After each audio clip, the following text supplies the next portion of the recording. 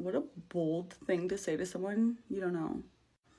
And let's use this mom word loosely. I don't have a mom. I've never had a mother. I have a birth giver, and that's about as good as it gets. Like, I never, like, spent nights with her ever growing up. I can't tell you, I don't think she ever did my hair.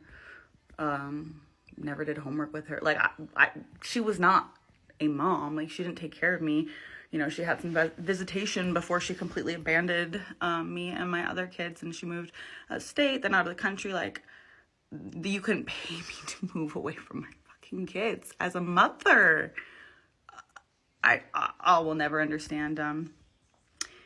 You know, well, she was with my dad. She was abusive, whether telling me she was going to unalive me or physical stuff, you know. Then when she left, I have all their divorce papers, so I read everything about, like, me having to be literally physically restrained during visitation going there because of how terrified I was to go see her. What little girl is terrified of their own mother? That's the person, like, you should trust the most in this entire world. And I've never, ever, ever, ever, ever had that. Either have my sisters. We all don't have a relationship with her or talk to her. And when all three of your kids don't talk to you, you're the problem. Before I cut off all communication with her, I did try to confront her and say, listen, you know, if we're going to try to work on a relationship, I just need you to take accountability for everything when I'm younger. But she wanted to flip the script. She wanted to go crazy. Like, she's just saying, like, oh my God, you didn't even have that bad. It's not like you were SA'd. She's saying that because she was. And she has her trauma. And that's no fucking excuse, because I sure as fuck had my trauma. And what did I do? I took all that to say, I will never be you. I will never treat my kids the way I was treated. I will never allow them to feel the way I felt. So there's no excuse. Like, you can flip it and use that to motivate you. So there's no motivation. And I gave that woman decades because I desperately wanted a mother-daughter relationship. And I've just accepted I'll never have that. Like, I've never had a mom and I never will. When I did try to rekindle things after I graduated, I really wanted it to work. You know, this guy got me pregnant. I was dating him. He got me pregnant. He was crazy. Like, basically kind of, in a way, forced me to have a shishmortion.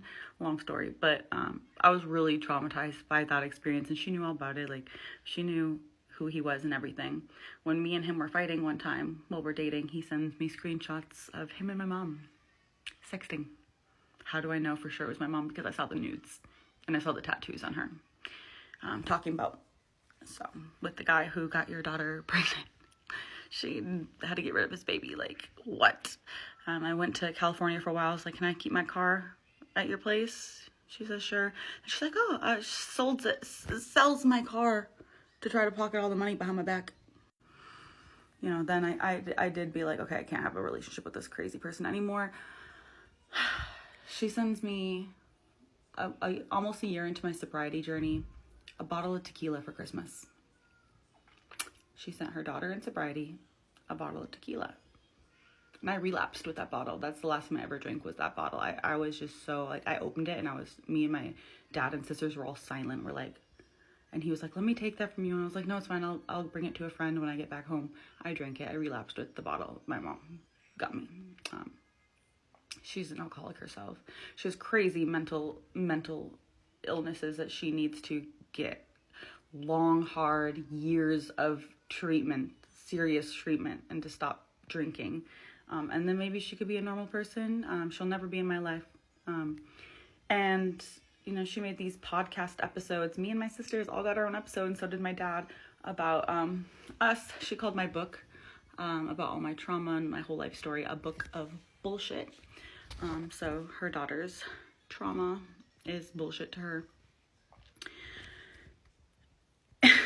Like, the things this woman has said and did, and just completely not being in any of her daughter's lives. Like, I literally don't know this woman. I could not tell you this woman's birthday. I don't know her. All I know is that she's batshit crazy. That's all I know about this woman. So, I don't know. That's trying her best. And, since I know you're watching this, because she'll randomly message me weird shit and I have to block her, she'll comment on my video. I love Amber. Like, ma'am, we have not talked in 8 years. since I know you're watching this, thank you. Thank you for giving me the motivation to not fucking be you. Because that's the last person in this fucking world I ever want to be like. And you sure the fuck motivated me to not want to be you.